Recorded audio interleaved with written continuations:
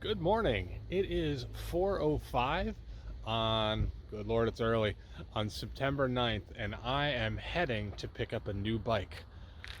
And I'm going a little bit far because I'm here at the airport. I've packed up as much gear as I can bring with me. Those bags added to my backpack here are all I could really carry. Unfortunately, I wanted to bring more, but I couldn't, and you'll see why later. Well, time to get on a plane and spend 9 hours getting somewhere. Talk to you soon. First of all, welcome to the channel, and thank you for stopping by. When time permits, please consider subscribing. I would greatly appreciate it. I hope you can hear me over the wind. I'm presently on a farm 2,900 miles from home because I flew out this morning. I probably put that footage before here to take a look at my new bike. My new bike is a 2014 VStrom 1000 with a lot of really heavy luggage.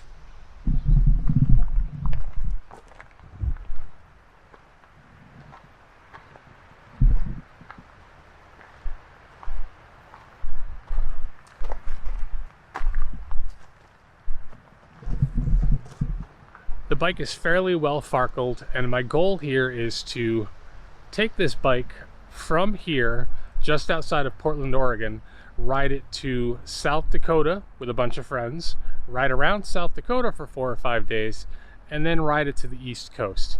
As of right now, I don't know where on the East Coast I'm going, but all told, it should be about 4,500 miles. And that's a lot of riding for me. I ride 500 miles, 1,000 miles, and today is the 9th of September. By the time I get home, it should be the 28th of September, and that's going to be really cold in New York. So I'm considering going down to our place in Tennessee or maybe Virginia to avoid the cold riding it on the bike, and maybe avoid going through Chicago, which Chicago is not fun in a car. It's certainly not going to be fun on a bike.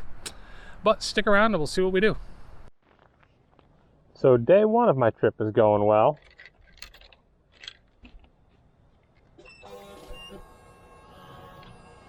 There's my fuel pump. I'm in neutral. Got nothing. She's not starting. Check the battery. Everything's clear and fine. If the fuel pump is running, that means the sensor switch down on the kickstand is fine.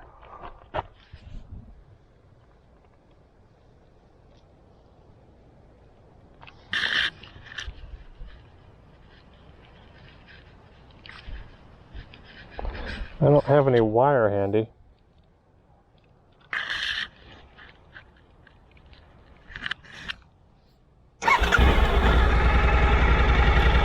And that, kids, is a bad clutch sensor switch. At least it's something that's going to be easy to fix, but what a way to start day one, huh? There's very little visibility today. Unfortunately, those aren't storm clouds. That's haze coming from a forest fire in the Mount Hood area. So, taking a friend's advice, we're heading out west to the Oregon coast, where hopefully it will be a little less hazy than it is here. Being from the East Coast, I'm not all that accustomed to forest fires, and it's really heavy in the air. Very noticeable. Living just south of the Adirondacks and having traveled all over the East Coast, I'm very familiar with forests, but I did find the trip out to the coast to have a lot of beauty. Even with the haze in the air, this was a beautiful forest to travel through. It took me probably an hour and a half or so, a little bit of traffic, nobody was speeding, but just a beautiful, beautiful ride out. If ever you have the opportunity to be in the Portland area, I would definitely recommend, especially on a sunny day, to head west. You leave the city, and while the city of Portland does have a lot of green spaces, as soon as you're outside, it's just small towns, then you hit the forest, then more small towns, and it's absolutely beautiful. It truly is. And that's before you reach the coast. Well, the sunlight only lasted about 10 minutes, and now we have extreme fire danger again. and everything here is completely hazy. After a really nice ride over from Portland through the forest, we finally come down to the ocean. This is my first time at the Pacific Ocean, unless you count Hawaii, which I'm not going to count. We're going to call this my very first trip to the Pacific Ocean.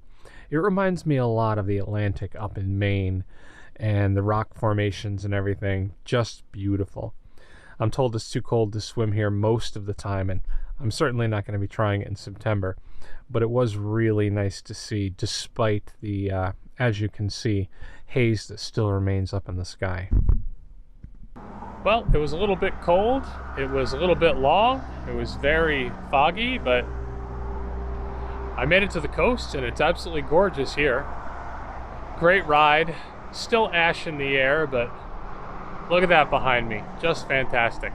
After spending a short amount of time staring at the beach, I got a phone call from a friend of mine that said, "Where are you?" And I said, "I'm on the coast." He said, "We just passed you. I'll send you the directions to where we're having lunch." So I was able to have lunch with Javier and his lovely wife, and surprisingly, Oregon Motorcycle and his lovely wife, Amy. And then I headed back to Portland. Unfortunately, not being local, I had no idea that I was heading into Portland in a high traffic time of day. Well, today started with the bike not starting. That was great. And it ended with a traffic jam and the smoke that is still leaving my eyes dry and uncomfortable. But everything in between was absolutely fantastic. I took advantage of having quite a lot of free time today, and I rode just over 100 miles to the coast. I had lunch with some great people at a great restaurant, and then I rode 100 and some odd miles back. Got a couple more things done, got a few things done on the bike that I wanted to, but day one in Oregon was absolutely fantastic. I have no idea what the sun looks like here, but maybe tomorrow I'll find out. If you stuck around, I appreciate it, and take care.